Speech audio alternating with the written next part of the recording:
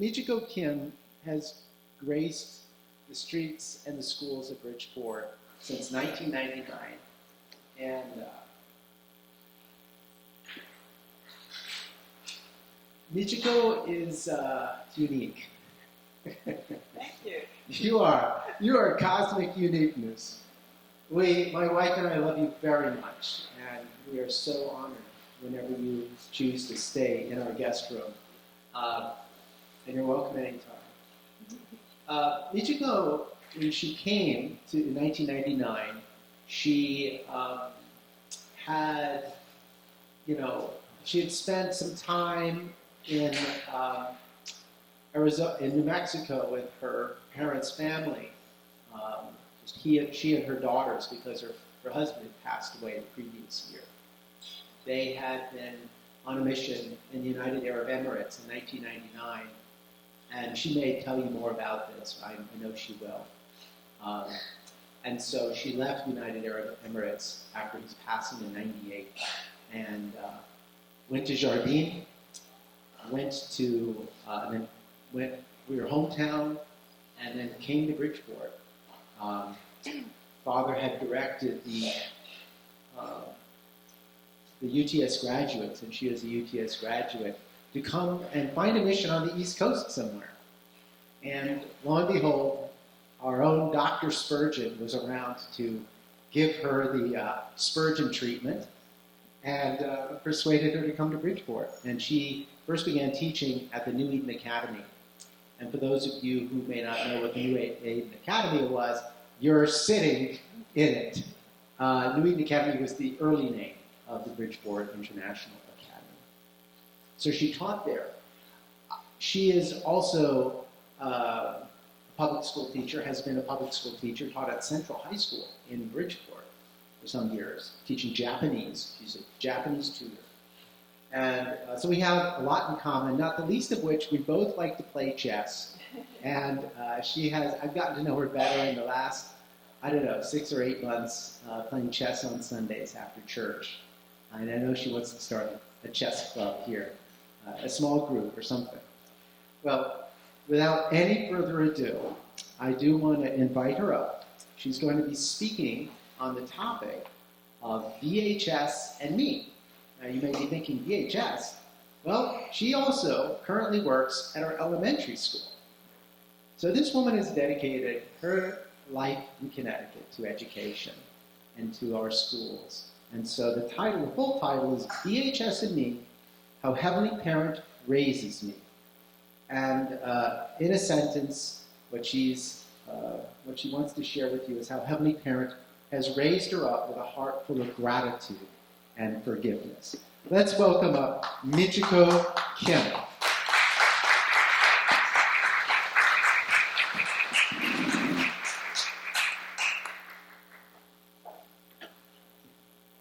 Thank you, Bruce.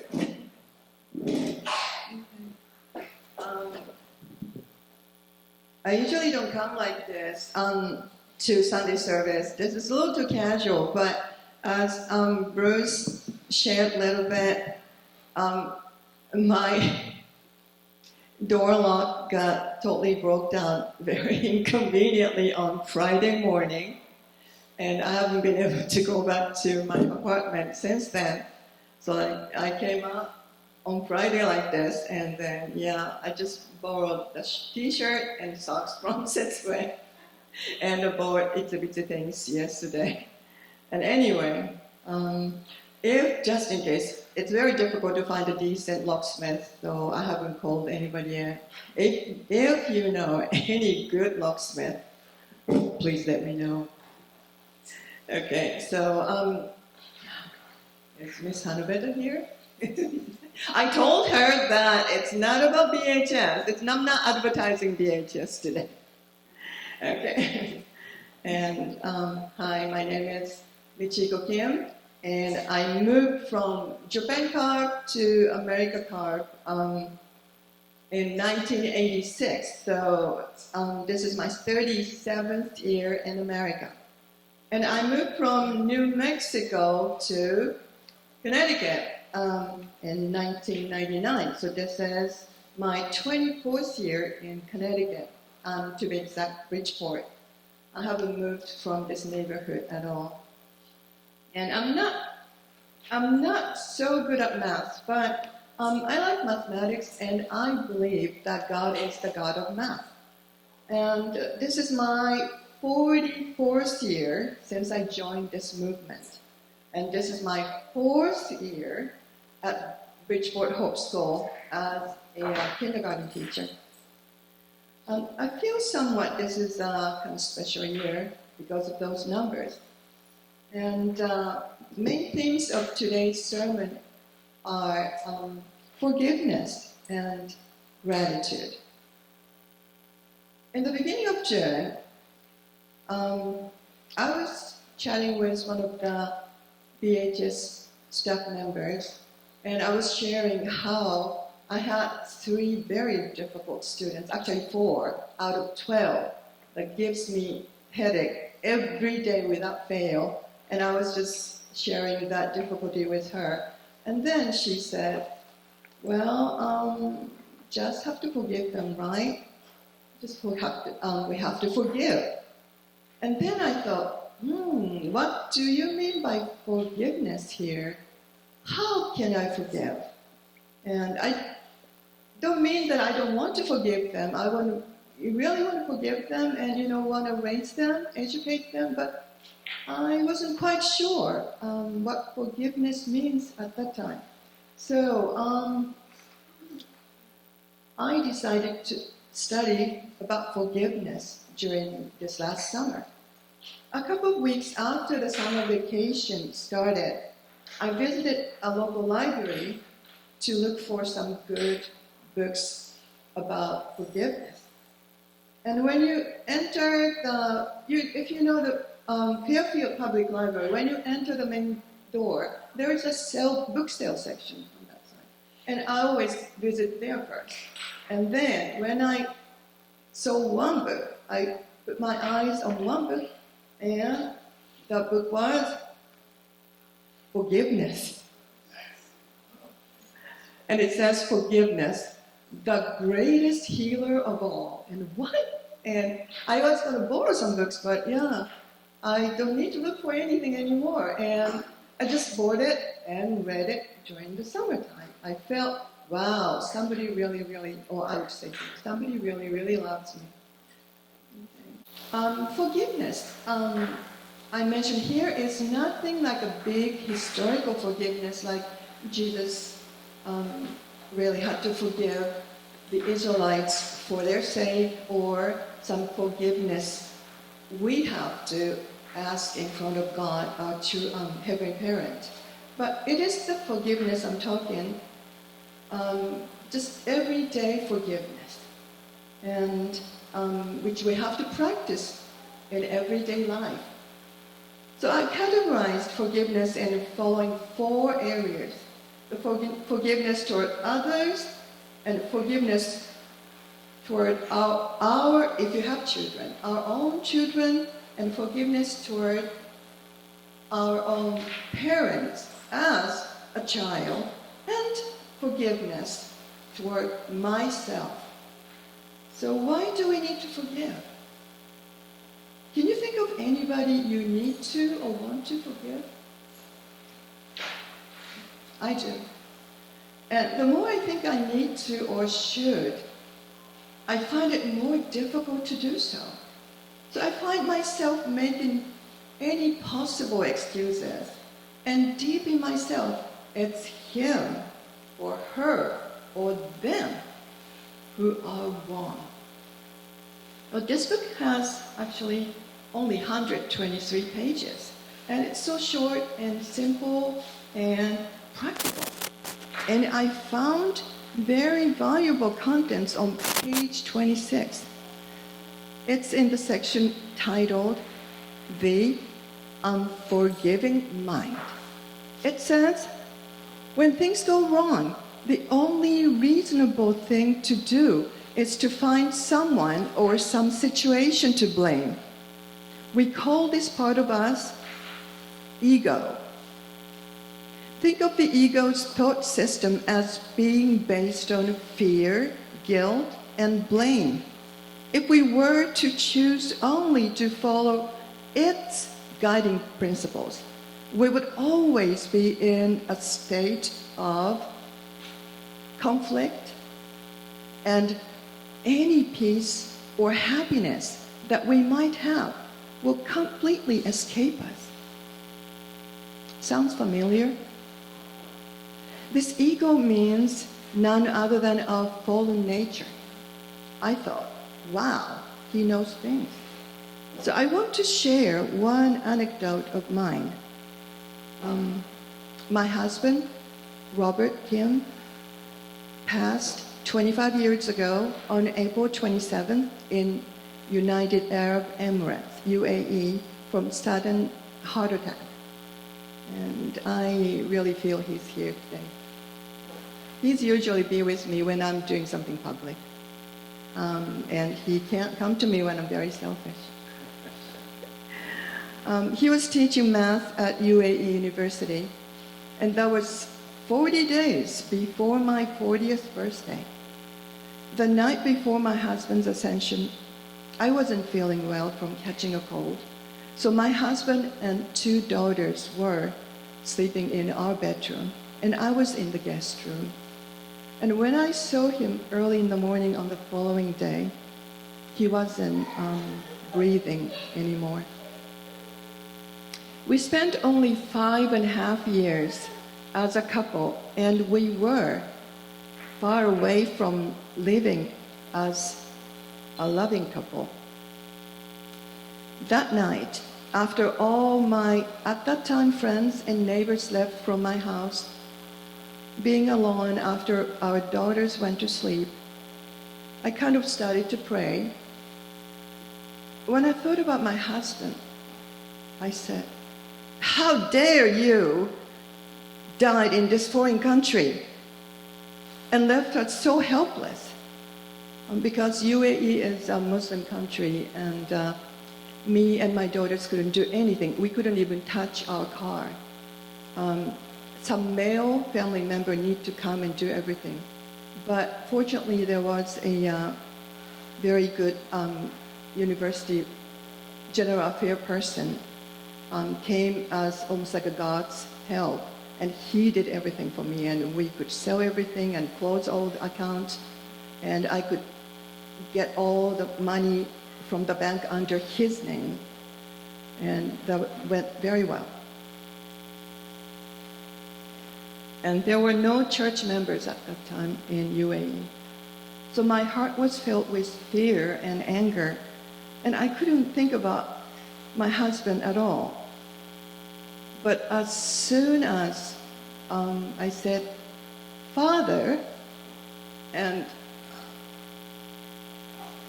tears fell from my eyes. And without me knowing, I just kept saying, "Thank you, thank you, thank you, thank you," again and again and again and again. I didn't know why, but that was definitely one of my deepest Holy Spirit experiences I ever had.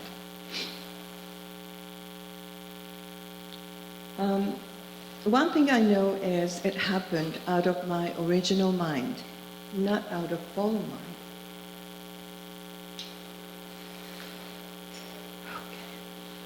So since then, I started to care for my husband, think about him, and pray for his well-being in spirit world. And I could forgive him little by little. And I forgave myself little by little. And spirit world, Heavenly Parent did not mean to call my husband so soon to spirit world, but Heavenly Parent helped me to turn this crisis into an opportunity. There's one thing I promised to God at that time. That was, I would appreciate everything, whatever I go through, no matter how difficult to do so. I started to say just simply thank you in my mind first, even if I didn't feel like it. And I declared appreciation on top of any difficulties because I made that promise. Then things became all right. I recognized that I was right to appreciate. Just one quick example that one day, more than 10 years ago, when I was at Central High School, when I came out from teaching from the building, and I found that my tire was flat. And I was tired, and I had to go to pick up my daughters. And how could this happen, And actually, there was some, bad kid doing something to some of the teachers' cars, and mine was one of them. So like I just had to go to, but I said, thank you, God. There must be some meaning. And then I went to Town Fair Tire, and then they said, oh, Mrs. Kim, glad that you brought it because your tire was too old. Could have been, in trouble when you were driving. So actually it was good that the tire was, not the intention from the bad guy, but I was glad that, I could bring my car to Town Fair Tire. So something like that. Like this Friday, first thing I thought was, oh no, how could this happen? I have to prepare for Sunday service, and before that actually, Tori Kais had a wonderful ceremony, matching ceremony at Belvedere with Yuji and his Japanese fiance, and they invited me to translate Japanese English to fiance's parents, and had to go there, and I was going to change, but I couldn't change, and so inconvenient. Why not week before? Or why not week after this happened? But somehow, I think I needed to make more conditions for participating in good ceremony and giving good sermon here. I don't know. And actually, when I was praying,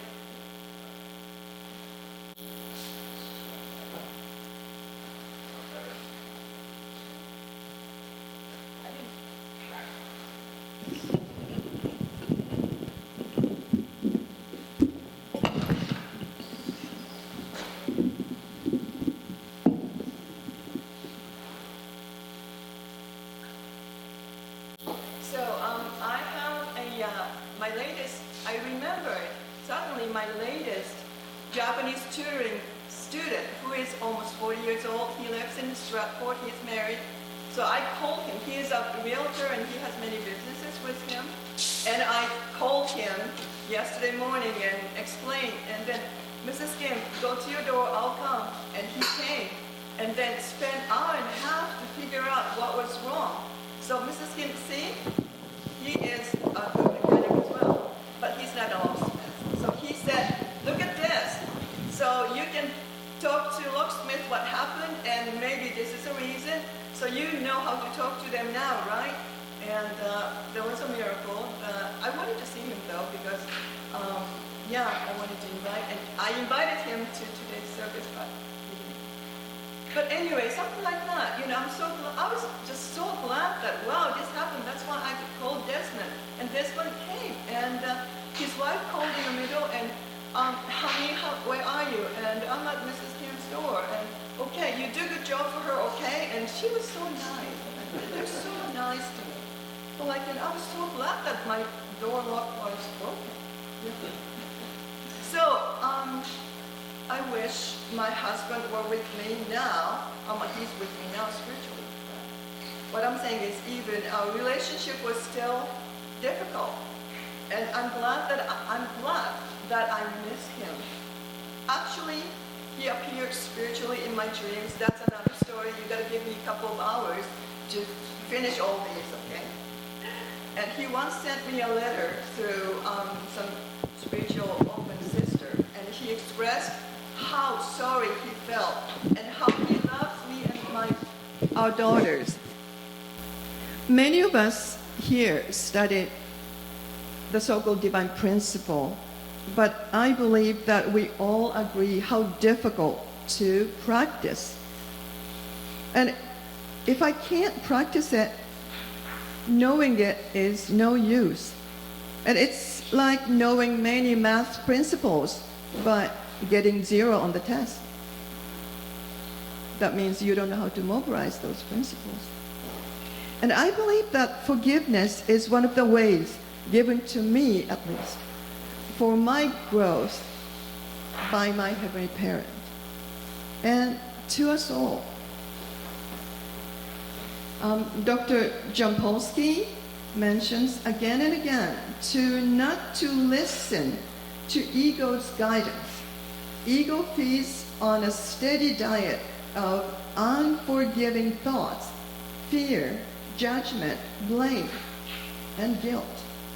So we need to remind ourselves again and again that we are strong enough with our Heavenly Parent to avoid this healthy diet.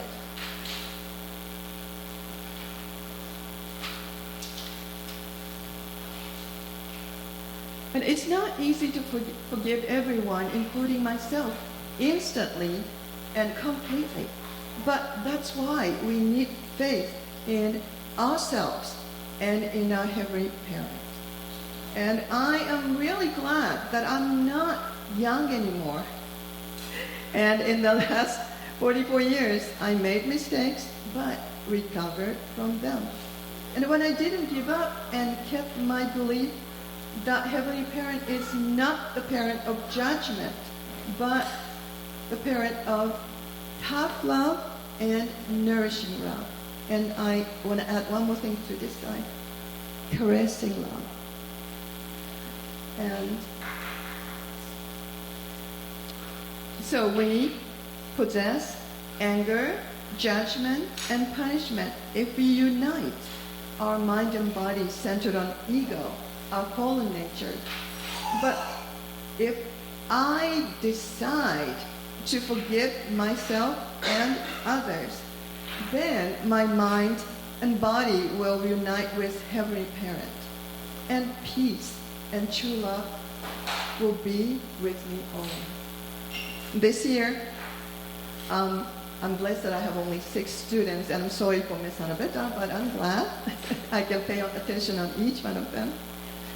I educate my students with tough love and nourishing love. I use such things as good job, do your best. Nobody's perfect. Mrs. Kim is not perfect either. And thank you to my students. Many times a day, when I remind me that I possess Heavenly Parents' tough love and nourishing love, I have no reason to judge them. So I pray that Heavenly Parents' tough love and nourishing love will be with us throughout this week. Thank you. Please join me in a prayer.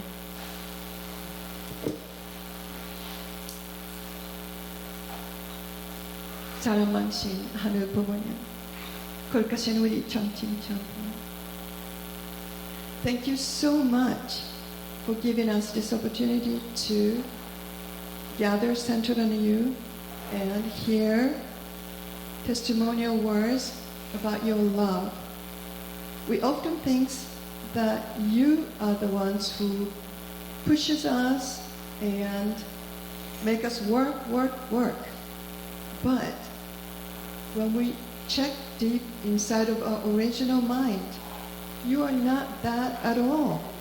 You always care for us, but you have to have sometimes tough love, but often you caress us and nourishes us.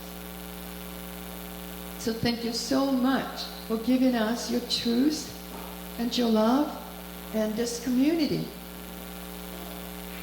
so that we can really support each other and help each other. I really will and want to help anybody who really need help from me. And I'm sure there are many of all of us want to help each other. Sometimes we're down, then we need our help. But sometimes somebody else's are down, so we can help them. So Heavenly Parent, I just want to say thank you again that you are always with us, and you guide us to the highest, no matter what, and try to help us to practice divine principle artistically while we are on earth. Thank you so much. 이 모든 것을 축복 주신 가정 3만상 김영수와 김미치코이며 보가고 간절히 알았습니다.